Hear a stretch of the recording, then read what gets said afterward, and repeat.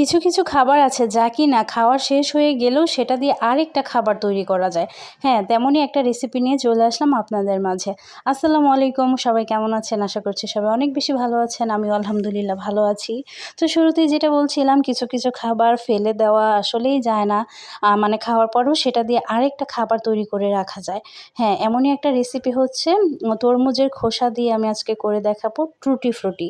যেটা কিনা cake item, dessert আইটেমে আমরা ব্যবহার করতে পারি। খুব অনায়াসে সুন্দর একটি কালারফুল আপনার হচ্ছে মোরব্বা তৈরি হয়ে যাবে। টুটি ফ্রুটি বা মোরব্বা যেটাই বলি না কেন।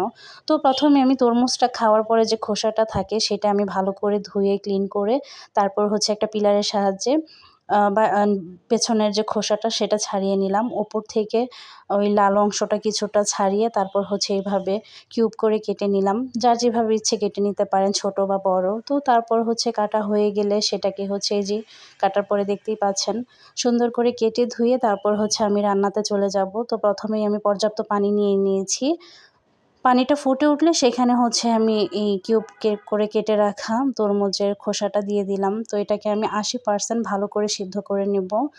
তো আসলে তরমুজের খোসা এটা দিয়ে কিন্তু আমরা এইভাবে করে সুন্দর করে আপনার হচ্ছে টুটি ফুটি বা মোরব্বা তৈরি করে রাখতে পারি। সেটা বিভিন্ন ডেজার্ট বা হচ্ছে কেক এইসব খাবারে আমরা সুন্দর করে সেটাকে পরিবেশন করতে পারি। তো যেহেতু আমাকে প্রায় সময় কেক বানাতে হয় আর হচ্ছে মোরব্বা তো কেকে না দিলেই নয়। কেকে মোরব্বা ইউজ করলে সেই কেকটা খেতে কিন্তু দ্বিগুণ মজা লাগে। তো এই তো আমি হচ্ছে এটাকে 80% সিদ্ধ করে নিয়ে একটা স্ট্রেনারে পানি ঝরিয়ে নিলাম। এবার হচ্ছে আমি সেখানে ওই পাত্রেই আরও 2 কাপ পানি এবং 1 কাপ চিনি দিয়ে দিচ্ছি। তো চিনিটা ভালো করে গলে গেলে পানিটা ফুটে উঠলে সেই পর্যায়ে আমি পানিতে ঝরিয়ে রাখা সেই কিউবগুলো দিয়ে দিচ্ছি। এবার হচ্ছে 10 থেকে 15 মিনিট ভালো করে সিদ্ধ করে নিয়ে আমি হচ্ছে শিরাটা আর কি ঘন হওয়া পর্যন্ত আমি ফুটিয়ে নেব। এই তো শিরাটা ঘন হয়ে যাওয়ার পরে এইভাবে একটু মাখা মাখা পানি থাকা অবস্থায় নামিয়ে নিতে হবে।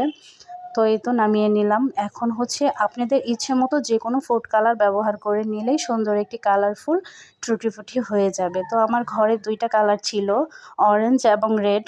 তো আমি একটাতে অরেঞ্জ দিয়ে নিচ্ছি। আমি অর্ধেক অর্ধেক ভাগ করে নিয়েছি 2 বাটিতে। তো এই তো আমার অরেঞ্জ ফুড কালার দেওয়া হয়ে গিয়েছে। এবার আমি রেড ফুড কালারটা দিয়ে দিচ্ছি। ভালো করে মিক্সড করে নিতে হবে দেওয়ার পর। তো এই তো ভালো করে মিশিয়ে নেওয়ার পর এভাবেই আমাকে রেখে দিতে হবে সারা রাতের জন্য।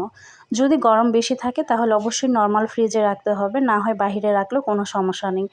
তো সারা রাত এভাবে রাখার পর পরের দিন সকালবেলা এটা রৌদ্রে দেওয়ার পালা। রৌদ্রে দেওয়ার আগে অবশ্যই একটা টিস্যু পেপার দিয়ে এভাবে করে চেপে চেপে পানিগুলো করে নিতে হবে, টিস্যুর সাহায্যে মুছে নিতে হবে।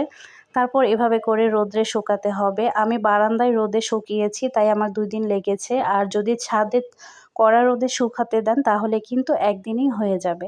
তো এই তো আমার টুটি ফ্রুটি রেডি 2 কালারের। আমি এখন বিভিন্ন ডেজার্ট বা হচ্ছে কেক আইটেম অনায়াসে এটা ব্যবহার করতে পারবো। আর এইভাবে ভালো করে রোদে শুকিয়ে নিলে এটা 3 মাসের মতো নরমাল ফ্রিজে সংরক্ষণ করা যাবে। তো সবার কাছে কেমন লাগছে ভিডিওটা অবশ্যই জানাবেন। আর এই তো আমি হচ্ছে পেঁপের টুটি ফ্রুটি করে রেখেছিলাম। এটাও আমি প্রায় 2 মাস আগে করে রেখেছিলাম। এখনও আমার এতগুলো রয়ে গিয়েছে। আশা করছি সবার কাছে ভিডিওটি ভালো লাগবে। আল্লাহ হাফেজ।